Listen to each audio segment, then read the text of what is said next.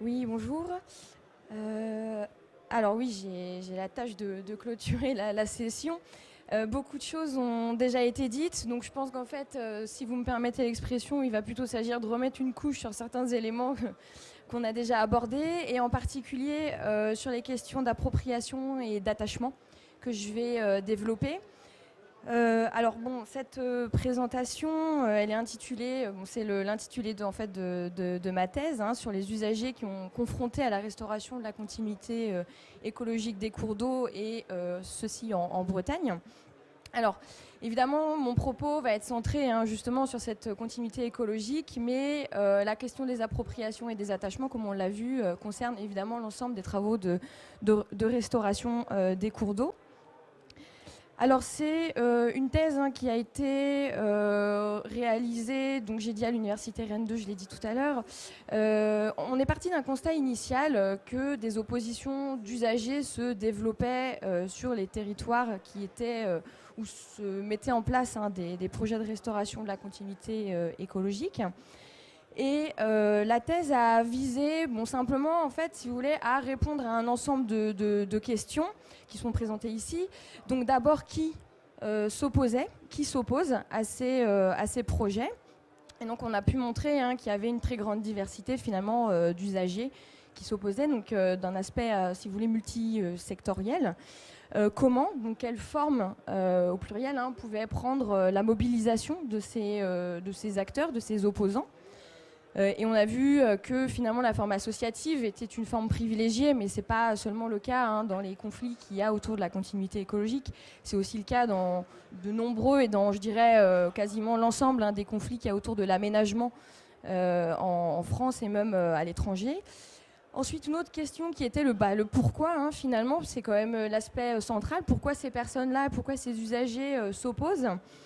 Et donc là, il s'est agi de repérer et d'identifier, ainsi que de caractériser les différents registres argumentaires qui ont été employés, donc à la fois sur le contenu de l'action, sur les modalités également, hein, de l'action. Donc là, tout ce qui touchait aux questions de concertation, aux questions de légitimité de ces opposants. Une autre question qui était quand est-ce que ces oppositions apparaissent sur les territoires. C'est un élément finalement assez important également. Et ce qu'on a pu montrer, hein, c'est que, alors je pense que vous le voyez, vous, sur le terrain, vous êtes confrontés à ça, quand il y a des oppositions, c'est qu'elles arrivent au moment où le projet se concrétise. C'est-à-dire que avant, au moment où les réflexions sont en place, où les scénarios sont créés, le projet reste encore quelque peu abstrait, et c'est au moment, donc dans le cadre de la continuité écologique, c'était essentiellement au moment où les propriétaires de moulins recevaient les courriers que la mobilisation d'abord individuelle se mettait en place. Et ensuite, une dernière question qui était où ? Donc, c'est-à-dire, en termes géographiques, est-ce qu'on se plaçait à un niveau micro-local, local, régional, voire national ? Et donc là, ce qu'on a montré, hein, à partir des terrains d'études que je vais vous présenter ici, c'est que les conflits, donc, au niveau de ces terrains, étaient essentiellement des conflits de proximité, donc micro-locaux, voire locaux, et qui étaient justement très liés à des questions d'appropriation des cours d'eau par ces usagers et à des attachements forts de ces cours d'eau. Donc très rapidement ici, les deux terrains, hein, que j'ai investigués durant ma thèse, donc qui se situent en Bretagne. Le bassin versant de l'Aulne, avec un projet d'expérimentation temporaire de restauration de la continuité écologique, en particulier pour le saumon atlantique, mais pour en fait un ensemble de poissons migrateurs. Et le bassin versant de la Seiche, avec un projet également ambitieux, hein, d'effacement, enfin en tout cas de réaménagement d'ouvrages hydrauliques à l'aval du bassin versant. Donc ces deux terrains ont été choisis parce qu'ils étaient représentatifs, hein, de la restauration de la continuité écologique en Bretagne. Et ils ont été également choisis parce qu'ils étaient représentatifs aussi de l'évolution des usages sur les cours d'eau en Bretagne. Donc souvent le passage, hein, d'usage de production à des usages de type plus loisir, donc agrément. Alors sur le sujet, hein, des appropriations de la rivière, la question de l'appropriation, c'est, on va dire, un sujet qui nous intéresse beaucoup en géographie. parce que l'appropriation est la manifestation des rapports sociaux sur un espace et donc en fait, la dimension spatiale des sociétés. Donc toute société est spatialisée. Dans la thèse, il s'est agi, en fait, si vous voulez, de retracer les formes d'appropriation des usagers avec les rivières étudiées. Pourquoi ? Parce que ces formes d'appropriation et leurs évolutions vont déterminer le statut que l'on accorde à l'espace, donc ici au cours d'eau. Et cette appropriation-là prend plusieurs formes. Ça peut être évidemment, on pense à ça tout de suite, donc une prise de possession d'un espace, donc en particulier la propriété privée. Et c'est particulièrement le cas quand on s'intéresse aux propriétaires de sites hydrauliques, donc de moulins. Et ensuite, il y a aussi ce qu'on appelle l'affectation pour une activité, sans forcément de prise de propriété.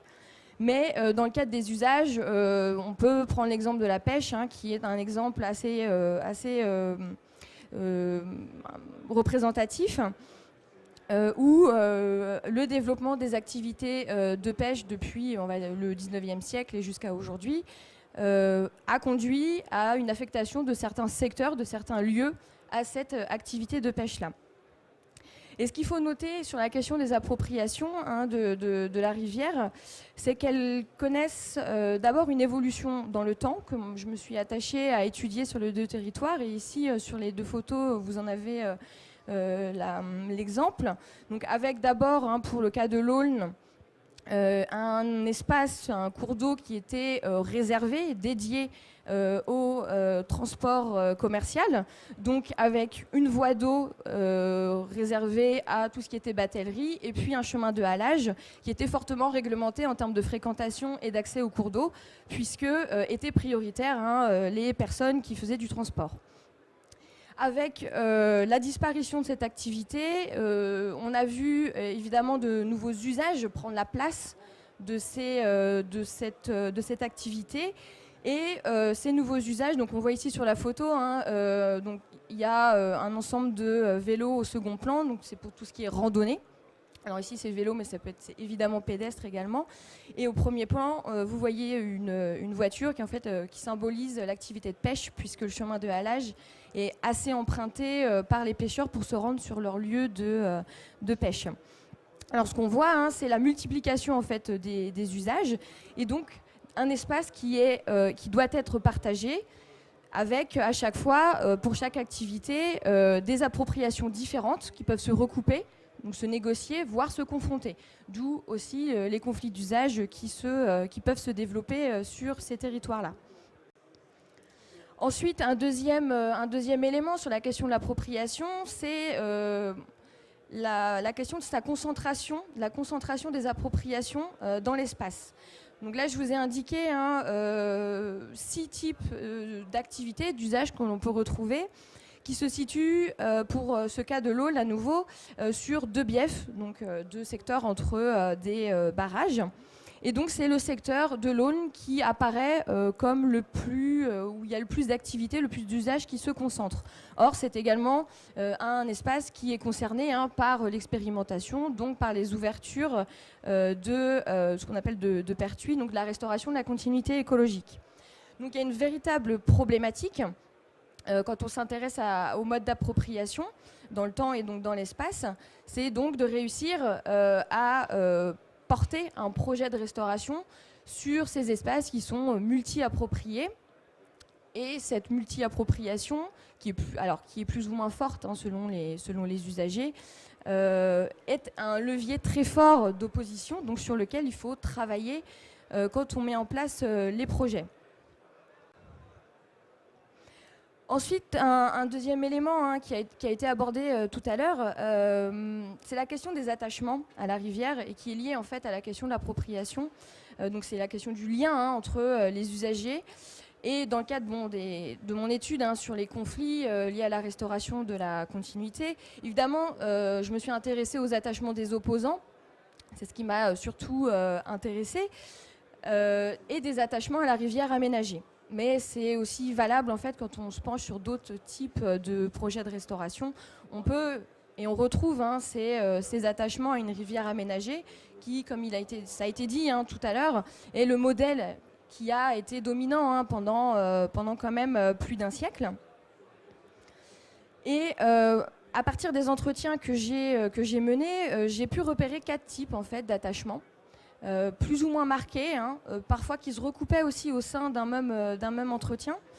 Donc un premier type d'attachement qui était un attachement à l'agir sur la rivière, donc le fait que l'usager se considère en fait comme un gestionnaire, un acteur de cette rivière, et ça passe par la maîtrise. Donc c'est, je crois, ce qui a été dit aussi sur la question de la Brel, l'importance de la maîtrise en fait du cours d'eau.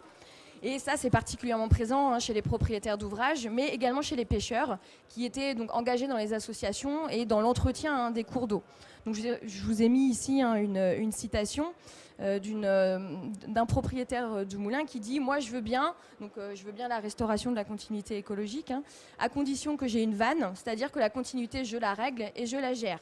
À partir du moment où je n'ai plus d'action sur l'eau, ce n'est plus un moulin. » Donc, il y a vraiment cette dimension-là qui est très présente et qui, du coup, qui n'est pas tellement un attachement en soi, si vous voulez, à un motif de la rivière ou un élément paysager, mais bien à un processus.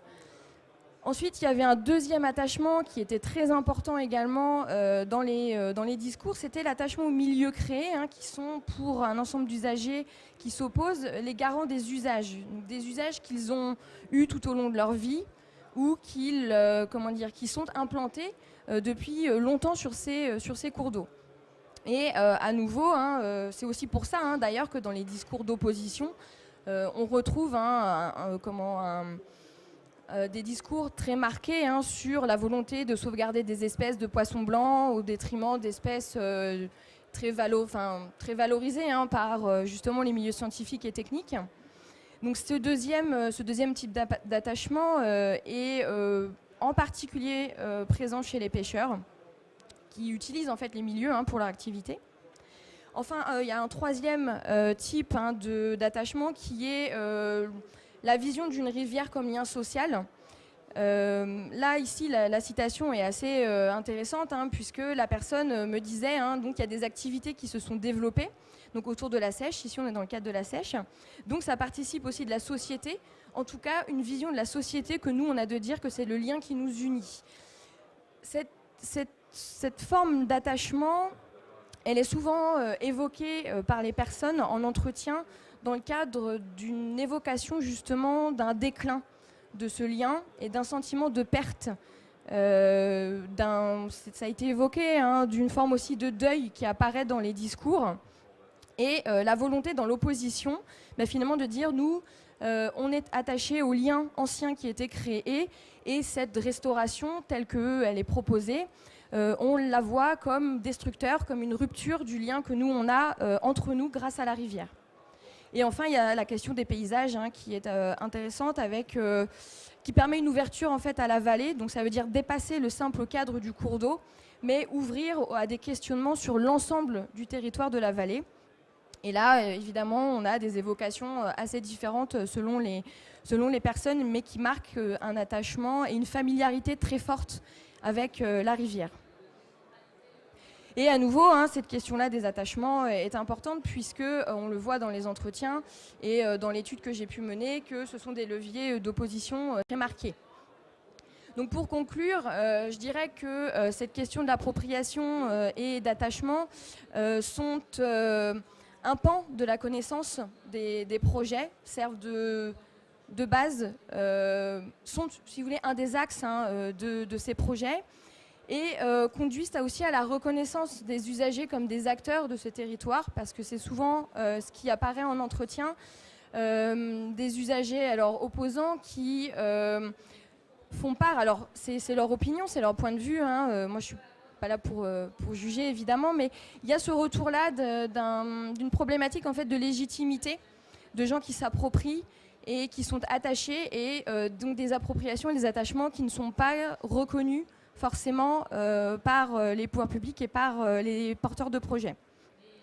Donc l'idée, c'est de dire que ça recoupe fortement ce qui a été dit précédemment, mais que les états des lieux et les diagnostics initiaux, préalables, sont parfois trop fragmentaires sur ces questions d'usage, d'appropriation et d'attachement, et qu'une meilleure connaissance donc socio-économique, mais même territoriale, des espaces de projet apparaît utile justement pour mener les négociations et la concertation, et qu'on peut observer dans le cadre de la continuité écologique, dans certains cas, une forme d'inclusion limitée de ces usagers qui sont pourtant concernés, intéressés.